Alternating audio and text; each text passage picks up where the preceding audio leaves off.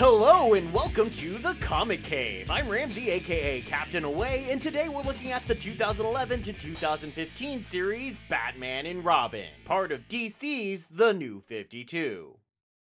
Today is all about Damian Wayne. Weep, haters! For those of you who haven't watched my other recent Batman videos and don't plan to, first of all, rude. And second, I'll say this. Damian's mother is Talia al Ghul, herself the daughter of Ra's al Ghul, the immortal leader of the Deadly League of Assassins. Ra's has been reviving himself over countless generations thanks to pools of magical liquid called Lazarus Pits that can bring the recently deceased back to life. Talia was raised to be a worthy successor for him, but as we saw in Batman Incorporated, that really only succeeded in making her into her own unique brand of megalomaniac like him. Talia would pair off with Bruce Wayne, the Batman, in a rather uncomfortably eugenics-like attempt to create the genetically perfect offspring. That offspring was Damian. Damian would then be raised like his mother, to be the ultimate force to eventually lead the League of Assassins into a new age of dominance. But he would also desire to learn of his father, and so Damian would be introduced during Grant Morrison's run on Batman. And he would then quickly choose the path of Batman over the path of Ra's al Ghul, much to his mother's disappointment, to say the least. This would lead to him, after Bruce Wayne's apparent death, serving as Robin to Dick Grayson's Batman, a partnership that would last all the way up to the birth of the New 52, when Grayson would suddenly go back to being Nightwing for no apparent reason. But DC wasn't done with Batman and Robin, so Peter J. Tomasi and Patrick Gleason, the team responsible for the Fantastic Green Lantern Corps series running both right before and during the New 52, would take up the reins to tell stories focused on a more personal level between Damian and Batman, with this time Batman being Damian's father. Twist ending, that's this comic! Betcha didn't see that coming. So let's see how Tomasi and Gleason handle this twist on Morrison's dynamic duo and take this away.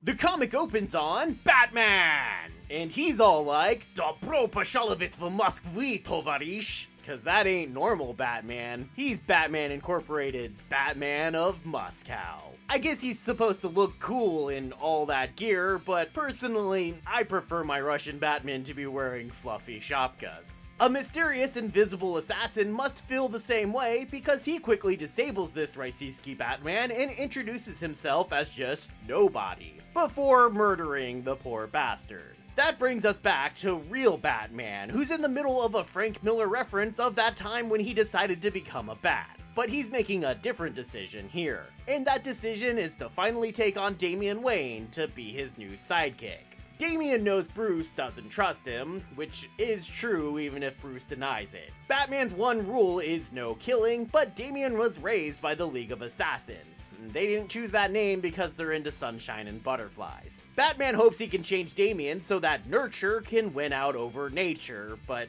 he's not really the most nurturing person. His version of that is yelling at Damian like the kid is going to go on a murder spree at any second. With some advice from Alfred in how to be a better parent, Bruce moves closer to the tactic Grayson used on Damian during a second night of stopping bad guys, encouraging the good instead of criticizing the bad. Only it wasn't Damian Bruce had to worry about, because that nobody guy shows up and murders the gun runners Batman and Robin had left tied up to a light pole. Nobody reveals himself to Bruce Wayne the next day, while Bruce is attempting a new tactic of winning over Damian by buying him a Great Dane. Don't worry, the dog is fine. Let's get that out of the way right now. The dog will be fine, I promise. Damian initially rejects him, but will come to accept him and name him Titus, for Titus Andronicus, the Shakespeare play. I guess because it's such a violent play and Damian's such a violent guy? Not sure a story entirely based around sexual assault is something we should be celebrating, but I also just dislike Shakespeare in general, so maybe I'm the wrong person to ask. Anyway, nobody's real name is Morgan Ducard, and he's someone we'll learn Bruce once knew pretty well. When Bruce was young and out on his world tour of training to become Batman, he went to a famous detective named Henry Ducard to learn to be just as good at hunting down people. Henry technically had a protege already, his son Morgan, but it's possible he was unable to truly forgive Morgan for having killed his own mother, Felicity Strode. Morgan did this because he learned that Felicity was an enemy spy who had originally been sent to get close to Henry and kill him. Even though she'd had a change of heart and had separated from her original employers so she could stay with Henry, Morgan, upon learning the truth, did not trust her and killed her. But Bruce, somehow still a naive youth, believed the Ducards working as manhunters for international organizations meant their goal was arresting people, a belief they let him foster. Turns out though, they were in fact simply assassins, and when Bruce finally learns this and attempts to walk away, Henry sees him as a dangerous loose end and orders Morgan to kill Bruce as well. Bruce just barely avoids being sniped down and in a rage hunts down and attacks Morgan, nearly killing him. He does manage to stop himself from doing that, leaving Morgan bleeding and broken instead. And it seems Henry may have paid a fortune in cybernetics to put Morgan back together again, but I also might just be kind of assuming that part. Of course, Bruce tells Damian none of this and instead simply forbids Damian from leaving the manor while Morgan Ducard is out there. And as he always does, Damian simply ignores this and goes out into the city regardless. Ducard finds Damian and uses some weird jabby move to Damian's forehead that causes the child's entire body to freeze up. When Batman rescues Damian, we'll learn Batman also knows this move, but he'll refuse to teach it to Damian because if not performed perfectly, it could easily kill a person. It's Bart Simpson's touch of death is what it is. Bruce and Damian continue to fight, particularly over how Bruce doesn't trust Damian, and that pushes Damian to run back to Ducard, who adopts him as his own sidekick. Together they break into an embassy and kidnap someone Ducard says is a human trafficker. And to test his new partner, Ducard even has Damian shoot the slave trader dead, which Damian does. Only the gun was never loaded at all, which Damian will later reveal he knew all along. Because it turns out this was all just a ruse from Damian. He used his fight with his father to sell his willingness to leave Batman to Ducard, who was so eager to see Batman defeated that he believed it. Damian activates a tracker once he's in Nobody's base, a boat floating in Gotham Bay, but Ducard realizes this and begins to torture Damian as Bruce listens on. Bruce crashes his Batmobile into the boat and proceeds to take down Ducard, so blinded by rage during the fight that he dunks Ducard in the acid bath the killer uses to erase evidence of his victims. But wanting to set an example for his son, he pulls Ducard out before the acid can kill him. Ducard then promises he'll be like all of Bat's other villains, just coming back again and again for all of time. So Damian takes the final step that Bruce couldn't, using that two-finger death punch to put an end to Ducard once and for all. Man, the "forgive me, father, for I have sinned" line is a bit corny, I'll admit, but Damian's tortured expression speaks volumes here. Even though he'll say here that he did what he did to protect their home and family, after Bruce gets them home and Alfred gets them both patched up, Damian admits that he's worried about becoming like Ducard, an unrepentant killer with no moral compass. Bruce tells Damian about the two moments we've seen in this comic where he nearly killed Ducard, and explains that he too struggles with the concept of not killing his enemies, but believes you can't save society by living outside of society and feeding the same cycle of destruction that is hurting it to begin with. Although, that still sounds to me like kind of exactly what Batman is doing. So I guess we're still struggling to create a believable philosophical justification for Batman's no-kill rule, but, you know, it's a start. From there we move on to a flashback with the Zero issue that shows us Damian's life from the moment of birth. And the first thing Talia attempted to do with him was recreate the Nevermind cover. Nailed it. From a young age, Damian showed interest in who his father was, but Talia refused to tell him, offering to only tell him once he could beat her in a duel on his birthday. That doesn't stop him from accidentally finding a cape and cowl of Batman's that she keeps around and putting it on, unaware of what it is, and saying, "Look, Mama, I'm a bat." Oh my god, Damian, you are so damn cute. Why were you such a cute kid? How were you such a cute kid? How can anyone hate someone this cute? You monsters. Damian does finally defeat Talia on his 10th birthday, and we get a recap of Damian's first appearance from Damian's perspective, and then it's on to our next story. This one sees a guy named Terminus attempting to unite a bunch of Gotham's bad guys who had previously been defeated by Batman. Terminus is so named because he's dying, and he wants to see Batman suffer before he goes. His plan involves turning the bat symbol into a negative one, by branding it onto the chest of various Gotham citizens, and at the very end, he attempts to launch a rocket at Gotham. Terminus is pretty much easily defeated, but to me the real story here again focuses on Damian. In an effort to do better by his family, Bruce attempts to do a family portrait with all his sons. And Alfred. And maybe Titus. But not Jason Todd. Which, like, ouch, Bruce. Fair, but ouch. The kids all bicker too much to let the artist finish painting, mostly about what Damian's even doing there in the first place, so Damian feels the need to prove himself. He announces to the other previous Robins that he's going to best them at some point and take something of theirs. He first confronts Tim Drake, aka Red Robin, and forces him to confront his actions during the Coaling story arc of the New 52 Teen Titans series, where Tim almost let himself kill a guy with the unfortunate name of Fist Point because Fisty had killed Artemis, which honestly, I forgot even happened, and I hadn't mentioned it in my Teen Titans video because I was going to cover that crossover in greater detail at some point, but totally forgot to because, let's face it, New 52 Teen Titans was pretty forgettable.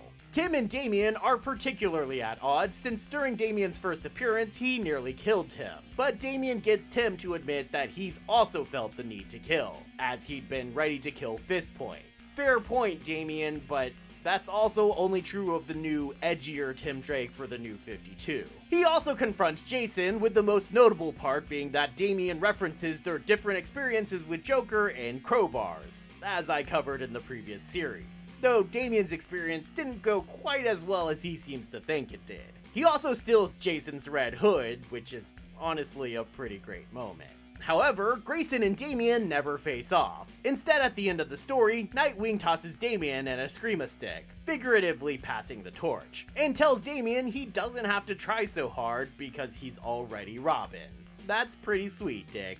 How'd you get to be the cool older brother? The next story is about a zombie-like cult calling themselves the Saturn Club that desires to eat people in order to achieve immortality.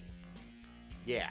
They are led by this crazy guy dressed a lot like the original Red Hood, and we do learn by the end of the story that this was apparently Joker, as part of the build-up to Death of the Family, it seems. Damian ends up letting himself be taken hostage by the cult in order to rescue the civilians that the cult captured as food, and he does more or less manage to rescue them, though that's partly in thanks to Batman being able to separately track down their hideout and joining in on the save. Bruce is furious with Damian, both for letting himself be taken hostage, an extremely dangerous tactic, and for being out in the first place, which he wasn't supposed to be because of the assassination contract Talia put out on Damian, as we saw in Batman Incorporated. Bruce thinks that Damian was doing all of this because he doesn't care about anyone but himself, echoing the words of many readers, I'm sure. But Damian reveals that the reason he was out in the first place was because he had been scouring the sewers for one of the pearls dropped from Martha Wayne's necklace when she was shot, as a special gift for his dad.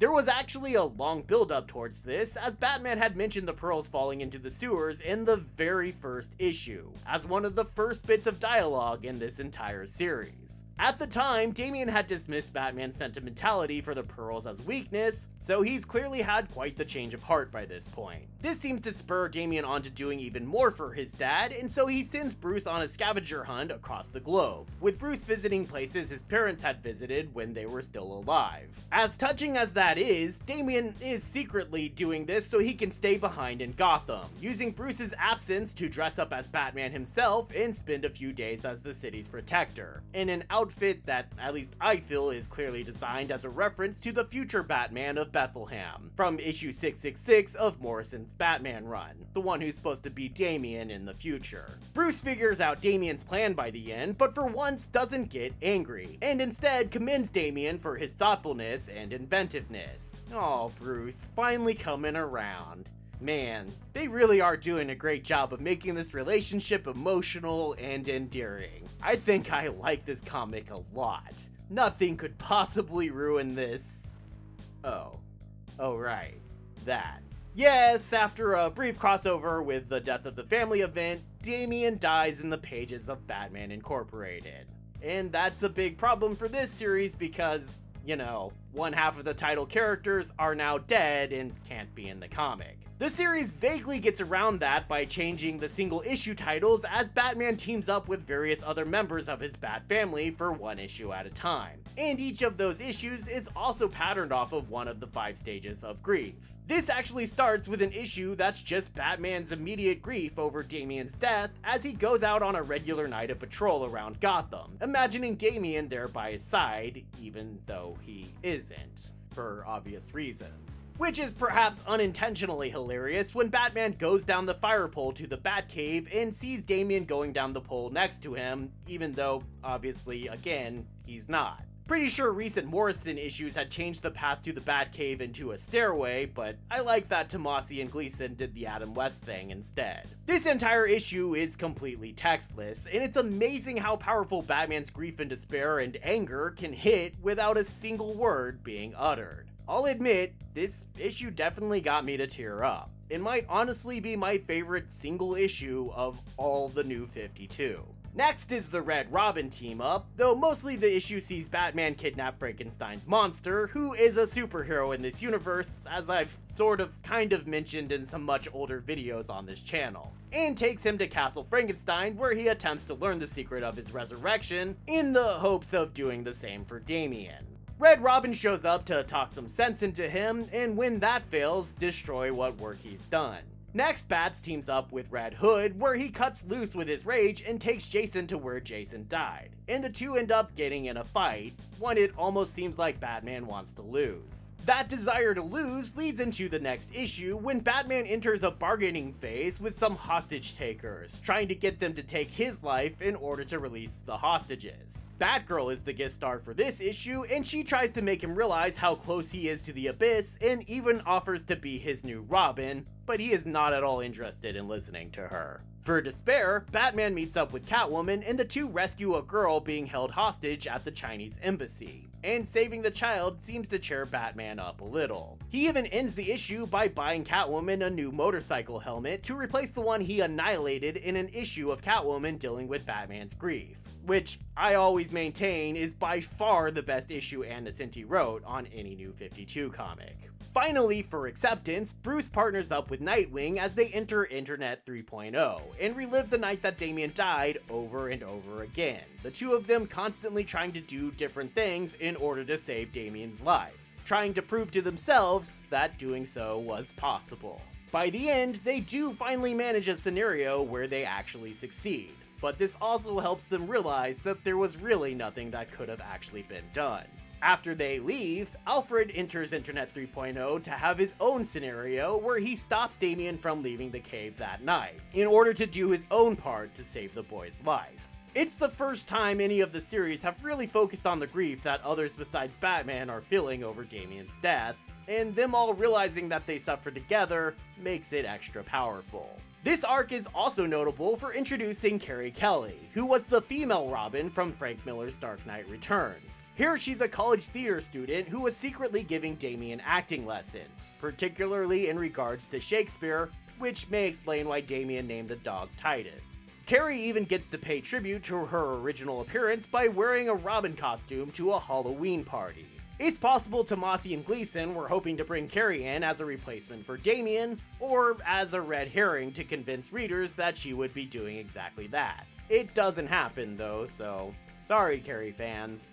The next 6 issues change the name to Batman and Two-Face, as it tells a story that feels like it was intended to go along with Snyder's Zero Year in the main Batman title. It flashes back to when Bruce was in school, and apparently he attended with both Harvey Dent and the twin children of a Gotham gangster. Those children are Shannon and Aaron McKillen, and by the time Batman returns to Gotham after the Zero Year, they've taken over the crime empire of their father. It seems Harvey was on the take for them, serving as basically their personal attorney, but he got sick of dealing with them and the problems they created, and after Bruce Wayne convinced Harvey to run for Gotham's DA, Harvey even turned on them, working with Gordon and Batman to ensure the sisters got thrown in jail. To get out, the twin sisters had a plan where the one that drew the short straw hanged herself with her own bedsheets in prison. And then, with help of a guard, the still living sister faked death to be carried out of the prison on an ambulance, unguarded.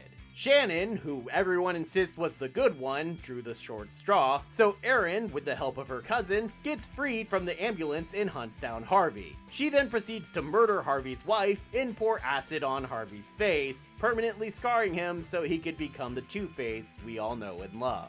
This story seems to exist to give us a new origin for Two-Face, who also reveals that he somehow knows Bruce Wayne is Batman. Batman, for his part, attempts to convince Harvey to move beyond his dualism by looking at the third side of his coin, the edge, from time to time. This story includes a bunch of Christopher Nolan references, primarily direct nods to the Dark Knight trilogy. But doesn't stop there, even ending the same way as Inception, as Two-Face spins a coin, instead of flipping it like he normally would, to use that edge Bruce was talking about, to decide whether or not he's going to take himself out. We never see which side the coin lands on, but we do get a gunshot sound effect and some blood splatter. The next two story arcs are largely all one. They begin with something that actually happened in Batman Incorporated, with Damian and Talia's bodies having been stolen out of their graves at Wayne Manor by Ra's al Ghul, as Ra's desires to resurrect them. But by now, Bruce has accepted that Damian is dead and only wants to stop Ra's from bringing them back through Lazarus pits. For this segment of the comic, Batman is teamed up with various Justice League members as he travels first underwater to find Raz's secret base, teaming up with Aquaman to fight all those Damian clones we saw Raz raising at the end of Batman Incorporated. These clones were born prematurely, out of the bellies of whales, just like the first one we saw, the one that had killed Damian. This is what got Aquaman pulled into this in the first place. Since they're premature, they're just kinda oafish and easily defeated, and Aquaman takes them down to Atlantis to keep them prisoner. Bruce then heads to Themyscira to team up with Wonder Woman because Ra's thinks there's a Lazarus pit there. It turns out to not be a Lazarus pit, but instead a prison for a giant monster, so Ra's next heads to the ancient mystical city of Nanda Parbat, where he believes another Lazarus pit to be located. Batman follows him there, but while he finds the city of Nanda Parbat to be gone, he does run across Frankenstein again, who's a little pissed, to say the least, at Batman for what he tried to do earlier. Batman convinces Frankie that he's moved on and just wants to stop Damian's resurrection now, and the two team up with some Yetis that were in the area. No, really. And head down to the Lazarus pit to try and stop Raz. By this point in time, all the Lazarus pits around the world had dried up or gone dead, which is why Raz needed to go to such great lengths to find one. Even this pit had apparently died, but Raz has in his possession a magic crystal that has revived the healing powers of the pool, and he has already been soaking Talia in the pool's waters. Batman and his team manage to get Damian away though, but before they can get anywhere, Glorious Godfrey, one of Darkseid's men, appears through a boom tube and tries to take Raz's magic crystal back, calling it a shard of a gem of chaos. The two Earth-based enemies suddenly find themselves joining forces against Godfrey and his parademons, and having detected the boom tube, the Justice League also shows up. Godfrey manages to get the gem though, as well as Damian's coffin, as Raz has hidden a piece of the crystal inside the coffin, and then sounds the retreat back to Apocalypse. But during the fight, Batman had touched the crystal and learned that there was a way to revive Damian. And despite the fact he was just starting to insist he was okay with leaving Damian dead, he decides reviving him is something he has to do now.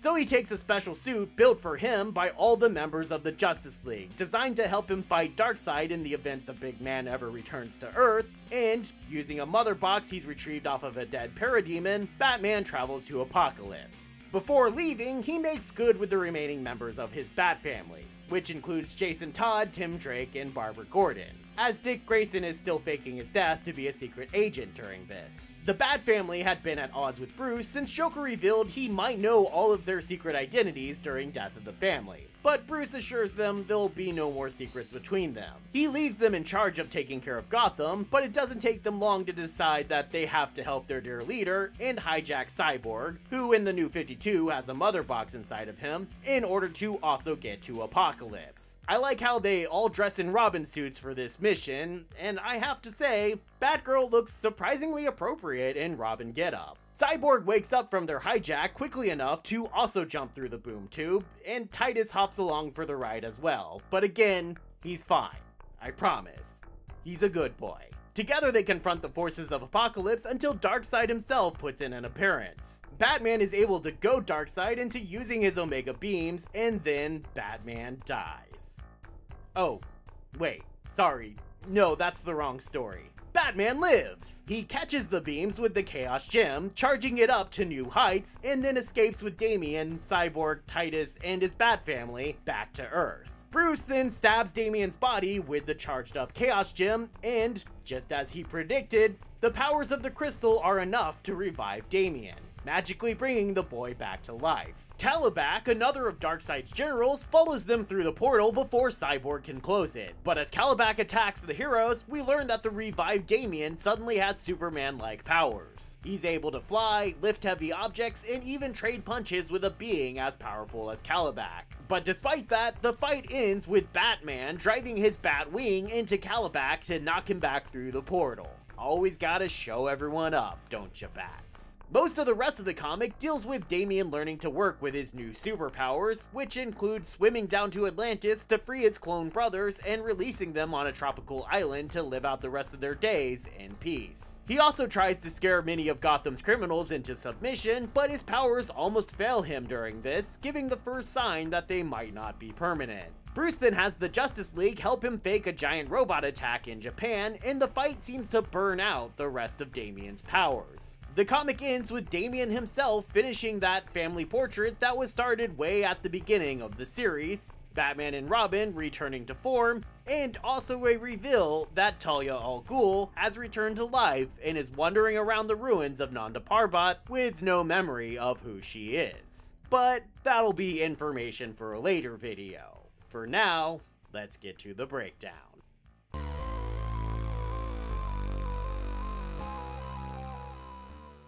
I make it no secret, I love this comic.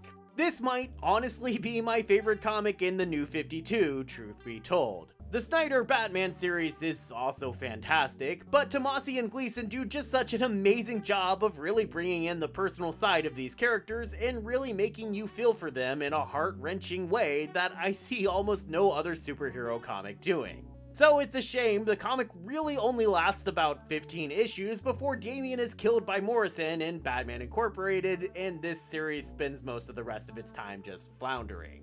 Not that all that stuff is bad, I mean, the immediate aftermath of Damian's death is still really well done. All the mourning is really powerful and intense. And honestly, I'm fine with the Two-Face story, even if it feels like it didn't really belong as part of this series. Especially since they didn't incorporate Dick Grayson as Robin into it, which I don't get at all. It would have fit, you know, the name of the comic, but the entire Chaos Shard arc with bringing Damian back to life feels just so out there and really diminishes what a big villain Darkseid is for the New 52 when Batman just hops into his house and makes a complete clown out of him for a few seconds before just leaving unscathed to return home. Don't get me wrong, I'm happy to have Damian back, but honestly, I think this series could have stopped after the morning issues, revived Damian in a mini-series, and then moved on to what comes next. But even considering that, I'll still give this series a recommendation level of very high. Even the most stringent haters out there must be hard-pressed to dislike the Damian that we get in this series. And even if you still manage it somehow, there's so much good about the series otherwise that I still think it very worth checking out. The collected editions get 1. Chaos Shard, 2. Scratched coins, and 4. Robin logos. That's moving from kinda good to really good. There's no losers here. And yes, I'm putting the Chaos Shard as the worst of them. It's a piece of chaos, okay? And I'm not Sonic the Hedgehog. So that breaks down like this.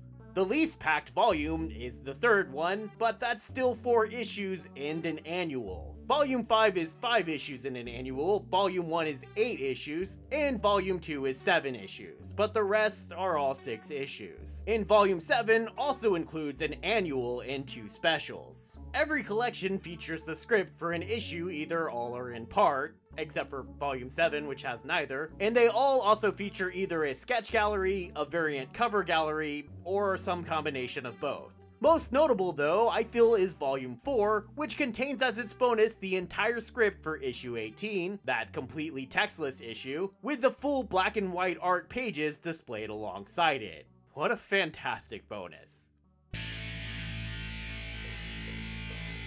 Thanks everybody for watching, and I hope you enjoyed this video. Got some more Damian Wayne coming for you, so buckle up. Hopefully I can knock some sense into those of you who don't agree that he's obviously the best Robin we've gotten so far. Just in case you really can't stand the Son of Al Ghul though, I also should have some more X-Men coming over the next month as well, largely from popular demand. So make sure to click the like and subscribe and all those goodies so you can help out the channel. And so you can be sure to be here next time, and I hope to see you then, right here, in the Comic Cave.